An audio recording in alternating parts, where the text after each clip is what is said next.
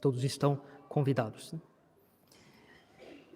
Lá no nosso seminário, uma parte importante da nossa formação consiste em buscar conhecer, em aprender o sentido literal da Sagrada Escritura. Toda passagem da Sagrada Escritura tem um sentido literal. É o primeiro sentido de um texto, o sentido literal. O sentido literal é o que o autor quis dizer. Essa é a definição de sentido literal. É o que o autor quis dizer. Não é o pé da letra. Não é interpretar a passagem ao pé da letra. É buscar saber o que é que o autor quis dizer com isso. Este é o sentido literal de um texto. Aristóteles já falava isso 300 anos antes de Jesus Cristo nascer. Qual é o sentido de um texto? É o que o autor quis dizer.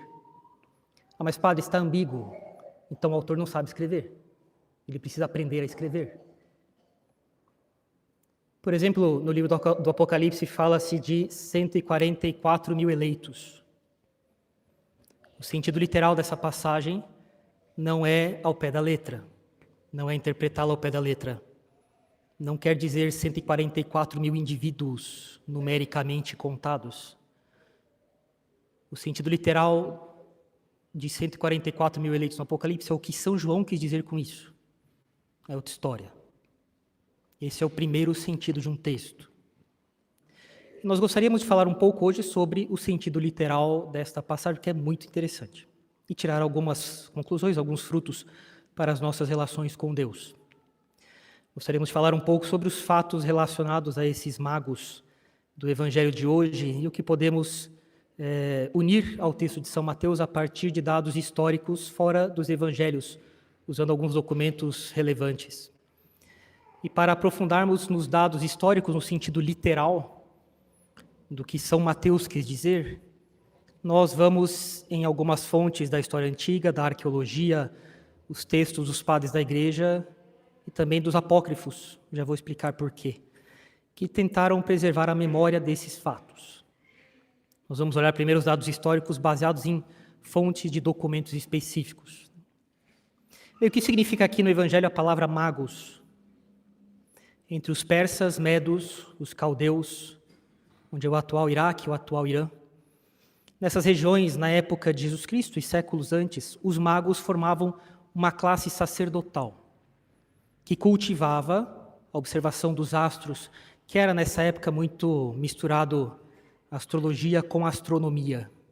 Essas coisas só vão ser mais bem distintas com a formação de uma ciência natural, clara, com o cultivo da razão, né? Sem superstições ao longo do tempo. Né? Cultivavam a astrologia / astronomia, a medicina e, com frequência, eles eram consultores dos reis. Tem uma passagem no livro de Daniel, o primeiro capítulo, que fala de Daniel e dos 4 amigos dele.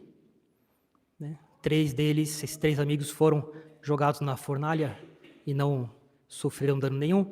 E Daniel, mais tarde, será jogado na cova dos leões, né? Bem por razões diferentes. Né? E quanto a esses 4 jovens, diz o primeiro capítulo de Daniel, Deus lhes deu o conhecimento e a inteligência de todas as letras e sabedoria. Mas a Daniel deu entendimento em toda a visão e sonhos. E ao fim dos dias, em que o rei tinha falado que os trouxessem, o chefe dos eunucos os trouxe diante de Nabucodonosor. E o rei falou com eles, e entre todos eles não foram achados outros iguais a Daniel, Ananias, Misael e Azarias. Portanto, ficaram assistindo diante do rei. Eram gente que colaborava de maneira próxima ao rei Nabucodonosor, porque ele estimava a sabedoria e a virtude deles. E em toda a matéria de sabedoria e de discernimento, sobre o que o rei lhes perguntou, os encontrou 10 vezes mais doutos do que todos os magos, astrólogos que havia em todo o seu reino. Eram pessoas de uma classe sacerdotal que cultivavam estudos de todo tipo e que com frequência, por isso, eram consultores dos reis por causa da sabedoria que eles tinham. Mais tarde, parece que a palavra vai adquirindo um significado mais amplo e até mesmo pejorativo. É assim que nós ouvimos falar já muitos séculos depois em Simão o Mago, a quem São Pedro irá combater. Mas se deduz de todo o contexto aqui no Evangelho de São Mateus que se trata de sábios que observavam os movimentos dos astros. E São Mateus usa para eles a palavra magos num sentido que é favorável. Existia um historiador, um geógrafo, um filósofo grego chamado Estrabão, que morreu 25 anos depois, mais ou menos, de Jesus Cristo. Ele foi muito importante na antiguidade. Muita coisa que se sabe sobre geografia. Ele escreveu uma enciclopédia de geografia de 17 volumes, né, que chegou praticamente toda completa para nós. Né. Ele diz que os magos eram sábios e eruditos, nas palavras dele, zelosos observadores da justiça e das virtudes, curiosos exploradores dos fenômenos do céu. Existe um filósofo judeu que viveu no primeiro século, da transição ali, no primeiro século antes e depois de Cristo, chamado Filon de Alexandria. Um filósofo judeu que irá colaborar para fazer a ponte entre o judaísmo e a filosofia grega nos primeiros séculos antes e depois de Cristo. Ele diz que os magos investigavam a natureza para chegar ao conhecimento da verdade. Portanto, essa era a concepção, na época de Jesus Cristo, do que era um mago. Estamos lapidando aqui o sentido literal do texto. Muito antes de Cristo, o historiador Heródoto, na sua obra As Histórias, no primeiro livro, ele vai falar a respeito de magos. Heródoto descreve os magos como uma das 6 tribos dos Medos, um povo que irá constituir depois os persas. Eles eram uma casta sacerdotal hereditária, semelhante aos levitas para os judeus. Eram responsáveis pelos sacrifícios reais, ritos fúnebres e pela interpretação de sonhos e movimentos dos astros. Sem os magos, nenhum sacrifício era oferecido.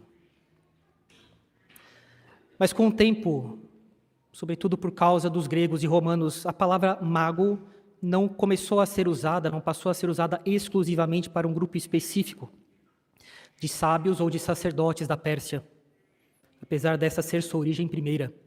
O termo foi mudando de significado, foi sendo aplicado de forma mais ampla na antiguidade a pessoas que tinham funções análogas em outros povos, nos palácios dos governantes.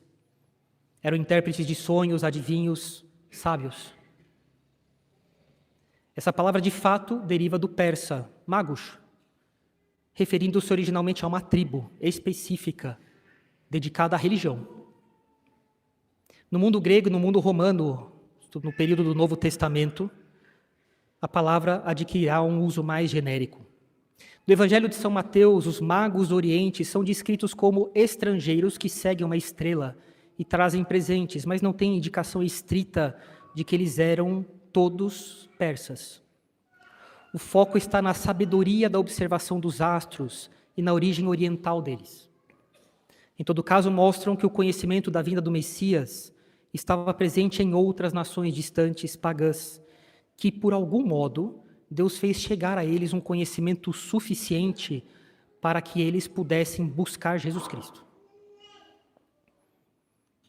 Em alguns contextos gregos e no Novo Testamento, a palavra mago podia ter um sentido negativo. Falamos de feiticeiro, de charlatão, falamos de ser um mago também nos Atos dos Apóstolos. Temos Elimas, o mago, que São Paulo irá punir, né? Ele o deixará cego. Né? Mas no caso dos magos de São Mateus, o termo é neutro ou positivo, destacando a sabedoria deles. E assim, embora a raiz da palavra seja persa e específica para uma classe sacerdotal, que depois será uma parte da religião zoroastriana, que adora o fogo, o termo grego mago foi adotado de maneira mais flexível para descrever pessoas que exerciam um papel análogo à tribo dos magos, na Pérsia, mas em outras culturas do Oriente, em outros palácios de outros povos.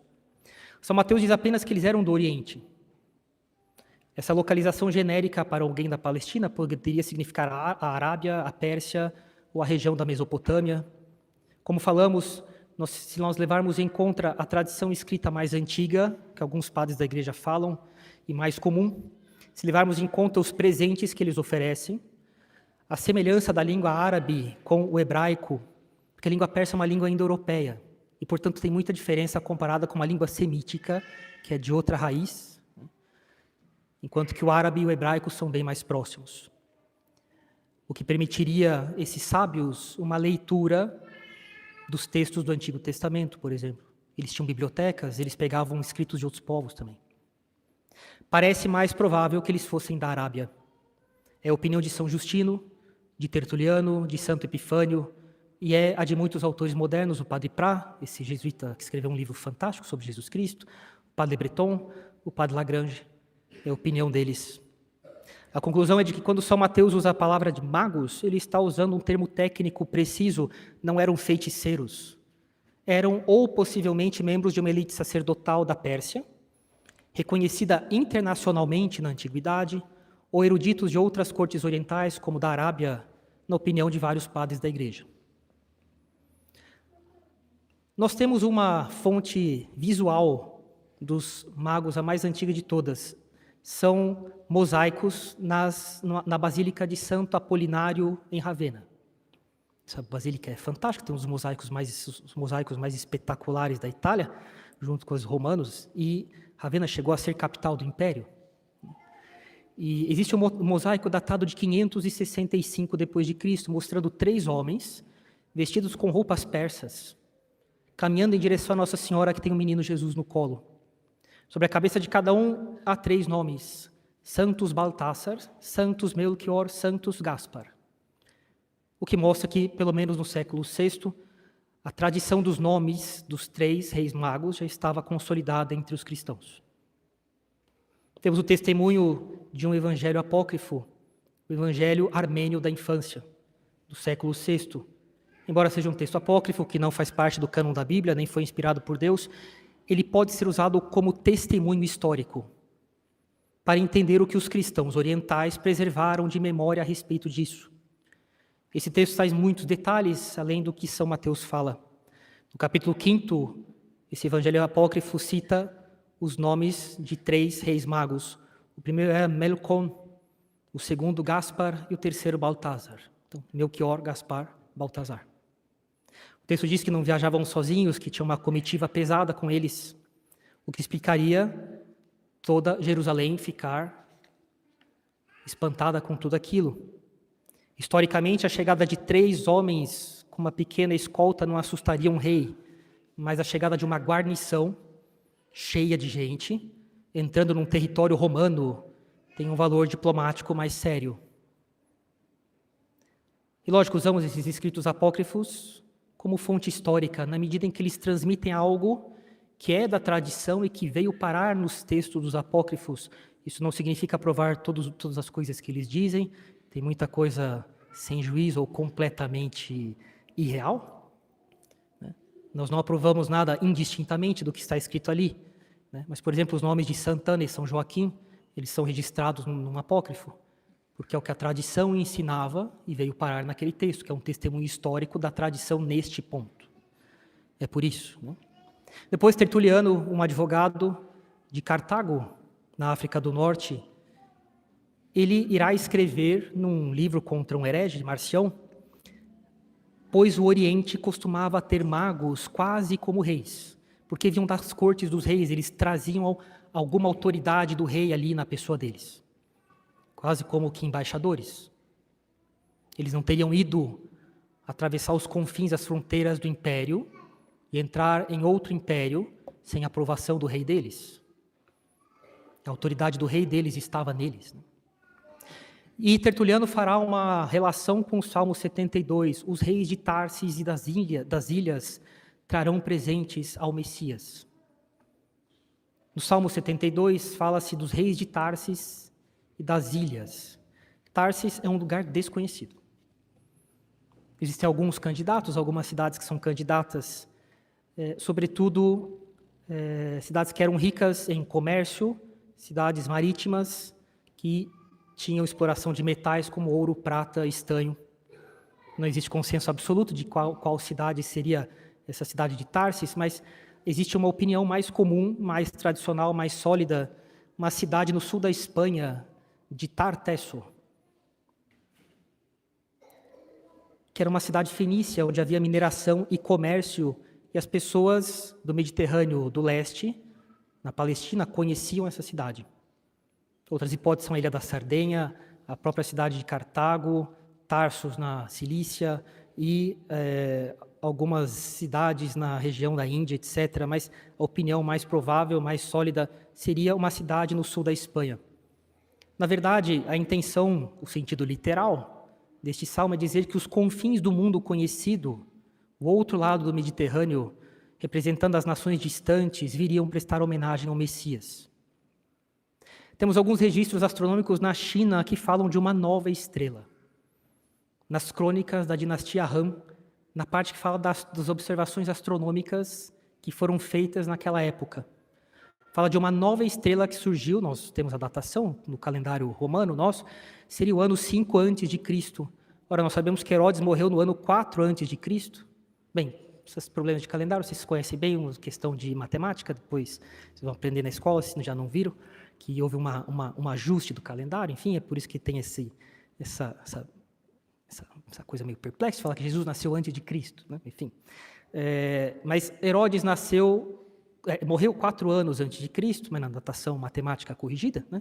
E essa estrela apareceu 1 ou 2 anos antes dele morrer, interessante isso. Né? Até aqui um pouco do sentido literal do evangelho de hoje. Os chineses também diziam que ela foi observável durante 70 dias. Mas eu gostaria de terminar com alguma reflexão sobre esse contraste impressionante de falta de atitude dos sacerdotes e dos escribas dos judeus em relação a Jesus e a fome e a sede de verdade desses magos. É um dos contrastes mais desconcertantes que nós temos no Evangelho. De um lado, nós temos esses sábios, que eram estrangeiros, pagãos, gentios, não tinham aliança de Moisés com Deus, não frequentavam o Templo de Jerusalém, não tinham a Torá como leitura diária. A luz, entre as aspas que eles possuíam, era muito precária. Observações astronômicas que eles correlacionaram com profecias de uma religião que nem era deles. Uma estrela que surge no céu de maneira nova, um conhecimento difuso de antigas tradições orais e científicas.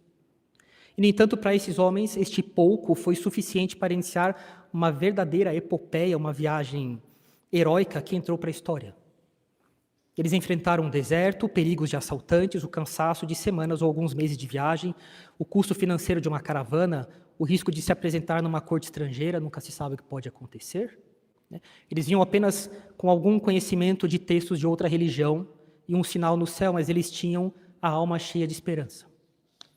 Eles fizeram muito com muito pouco, e a fé deles estava disposta ao sacrifício e ao desconforto para conhecer a verdade. Do outro lado, nós temos uma elite religiosa em Jerusalém, que eram os sumos sacerdotes e os escribas. Eles eram os guardiões oficiais da revelação. Quando Herodes, alarmado com o que era dito, que um rei havia nascido, pergunta onde o Messias deveria nascer, eles não hesitam, eles não precisam consultar as estrelas, eles não precisam fazer cálculos complexos, eles têm a resposta na ponta da língua, citando o profeta Miqueias com enorme precisão, em Belém, da Judéia. E aqui é que reside o espanto, uma coisa escandalosa mesmo. Jerusalém fica a mais ou menos 8 ou 10 quilômetros de Belém, 2 horas de caminhada. E, no entanto, nenhum escriba se levanta, nenhum sacerdote pede para acompanhar os magos, nenhum doutor da lei diz: se os pagãos viram um sinal, vamos verificar se a nossa profecia se cumpriu. Nada disso. Eles possuem a plenitude das profecias, a exatidão da doutrina, a proximidade geográfica, mas faltava para eles o essencial: fome e sede de Deus. Eles conheciam a teologia sobre o Messias, mas eles não tinham fome e sede da verdade que o Messias traria. Eles tinham um mapa da salvação, mas não tinham vontade de caminhar. Eles não fizeram nada com tudo que eles tinham. Esse contraste marca uma verdade espiritual bastante séria, terrível até. A posse intelectual da verdade pode conviver com a morte espiritual do coração. Esses magos têm a alma sedenta, que mesmo na escuridão do paganismo, busca a Deus com sinceridade e foi recompensada. Os escribas estão na condição de uma religião na alma deles, onde o que é sagrado se tornou objeto de estudo ou uma profissão. Eles são burocratas. Eles não têm mais a alma sacerdotal. Eles não têm mais a disposição de adorar o mistério de Deus e da graça. Uma vez eu vi um livro que depois será objeto de formação aí nos sábados de noite para os jovens e as jovens, um historiador que fala da crise do clero francês, das crises do clero francês contemporâneo. Ele fala, é muito bom ver as estatísticas de batismo que caem ou que sobem, de matrimônios, de primeiras comunhões, de conversões, etc., mas isso aqui é parte da história. É necessário consultar os diários dos padres, os sermões que eles faziam, os relatos dos fiéis, porque eu preciso ver se esse sacerdote, quando chegava cansado, depois de trabalhar em 3 turnos, manhã, tarde e noite, se ele se ajoelhava diante do sacrário, diante do seu Deus. Esse padre guardou a alma sacerdotal, ele não é um burocrata. Eles haviam se tornado burocratas. Os magos, com seu conhecimento precário, viram a pessoa de Jesus Cristo face a face e voltaram por outro caminho, transformados. Leia a história de Esaú e Jacó também. Esaú volta pelo mesmo caminho, quando eles se encontram depois que tudo termina, e Jacó volta por outro caminho. E nós sabemos que Esaú representa os condenados, e Jacó os que se salvam. Depois de ter alguma relação com Deus, é necessário mudar os nossos caminhos. Isso é manifestado exteriormente no Evangelho, no livro do Gênesis, mas deve acontecer dentro de nós. Por isso, no final da missa, já é o costume nessa capela voltarmos por outro caminho na procissão da saída, né? Os escribas, com sua teologia perfeita, permaneceram em Jerusalém, nos seus palácios, e acabaram cúmplices pelo silêncio da trama de Herodes, que era mentiroso e homicida, como o demônio desde o começo do mundo é mentiroso e homicida. Mentiu para Adão e Eva e deu a morte para eles. E Herodes também era filho da serpente. Para nós hoje fica uma lição. Deus muitas vezes é encontrado por aqueles que vêm de longe, tateando na neblina de suas vidas complicadas, mas com um coração sincero, enquanto corre o risco de passar desapercebido por nós, que estamos dentro da igreja, perto do sacrário, conhecedores do catecismo, mas com os pés paralisados pela rotina ou um coração endurecido pela indiferença. Não basta saber onde Jesus está, é preciso ter uma alma com fome e sede de justiça, de verdade, para sermos saciados. De ir até Ele e dobrar os nossos joelhos, honrar a Deus com as nossas vidas. Nós lemos na vida de São José de Anchieta alguns episódios que são impressionantes. A vida de São José de Anchieta está cheia de episódios que exemplificam exatamente esse mistério da graça. Almas sedentas que vêm de longe contrastando com outras que resistem. Embora o padre Anchieta não narre um só caso isolado, famoso, suas cartas, suas biografias, sobretudo a que o padre Simão de Vasconcelos escreveu, relatam vários movimentos migratórios de indígenas que, tocados pela fama de santidade, pelos milagres do grande pai, como chamavam o padre José de Anchieta, eles viajavam distâncias imensas para encontrá-lo. Tem um caso de 2 índios que saíram da região que hoje seria o Mato Grosso. Foram até a vila de Piratininga. Os 2 eram cegos. Eles, quando chegaram, o padre José de Anchieta perguntou de onde eles vinham. Eles disseram mais ou menos de onde vinham e falaram que foram até lá porque onde eles estavam, eles ouviram dizer que ali se ensinava a verdade. Não são casos de um índio só, mas de tribos inteiras às vezes. Quando o padre Anchieta fundou a aldeia de Heritiba, que atualmente é a cidade de Anchieta, no Espírito Santo, relata-se que indígenas de tribos rivais e de regiões distantes do sertão, do Espírito Santo e de Minas Gerais iam até ele. Há relatos em cartas de jesuítas de índios que caminhavam dias pela mata enfrentando animais selvagens, como onças, tribos inimigas, não apenas para pedir a cura física de alguma doença, mas porque queriam ouvir o pai, que era o padre Anchieta, falar de Tupã, que era Deus. Eles chegavam lá na cidade, muitas vezes doentes, famintos, mas a primeira motivação relatada pelos jesuítas que tinham visto essas coisas é de que eles tinham uma grande atração pela figura do padre Anchieta sobre eles. E assim como os magos, eles tinham um conhecimento muito precário, muitas vezes misturado com suas próprias lendas, mas reconheciam no padre Anchieta uma verdadeira autoridade espiritual que os xamãs, os pajés deles, não tinham. Eles percebiam a verdade na vida do padre José de Anchieta. Tem um relato que é impressionante. Conta-se que o padre Anchieta uma vez teve uma inspiração súbita de caminhar até uma região remota e perigosa de mata, longe da aldeia, sem explicar o motivo aos seus outros companheiros. E após caminhar muito, encontrou um índio muito velho de uma tribo distante que estava abandonado, doente para morrer, isolado na floresta. Que é assim que os índios faziam. Se você estava doente, se não conseguia acompanhar a caminhada, você era abandonado para morrer. E o índio, ao ver o padre José de Anchieta, disse: Padre, eu estava te esperando. Eu sabia que o Senhor viria me lavar a alma antes de eu partir. Deus fez alguma coisa com ele, eu não sei o quê. Esse índio nunca tinha sido catequizado formalmente, mas Deus lhe deu alguma graça interior. Deus o ajudou de algum modo. São Tomás trata disso, como uma pessoa pode conhecer a verdade sendo sem contato com a igreja. Por uma iluminação interior, pela aparição de um anjo e por um missionário, alguém que de repente fala alguma coisa que leva a pessoa até a igreja. E isso manteve esse índio vivo e com a esperança de que o padre iria chegar. O padre Anchieta o instruiu rapidamente nas verdades essenciais da fé, o batizou e o índio faleceu pouco depois com a alma cheia de paz. São José de Anchieta frequentemente usava esses exemplos nas suas cartas para repreender os portugueses. Ele dizia: vede estes bárbaros que com tão pouca instrução mostram tanto fervor e docilidade para com Deus, enquanto vós, cristãos antigos que vêm da Europa, viveis em pecado e escandalizais as pessoas aqui da terra.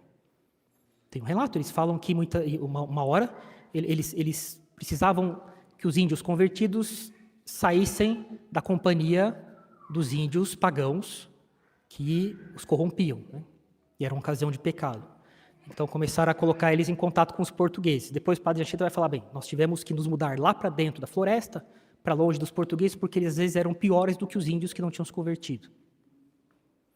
É exatamente o mesmo contraste entre os magos e os escribas de Jerusalém. E é o fruto que nós desejamos tirar com as luzes desse sermão, refletirmos no quanto recebemos de Deus e talvez o tão pouco que lhe damos de volta em dedicação e busca por Ele, pela pessoa dele. Deixo aqui a cada um de nós, vale para mim também, um exame de consciência que eu sei que dará bons frutos para cada um de nós, para mudarmos os nossos caminhos, depois de termos conhecido Jesus Cristo, como os magos voltaram por outro caminho também, depois de terem conhecido Jesus Cristo, e que seja assim conosco também, que nós tenhamos uma vida nova, depois de termos conhecido Jesus Cristo. Em nome do Pai, do Filho e do Espírito Santo. Amém.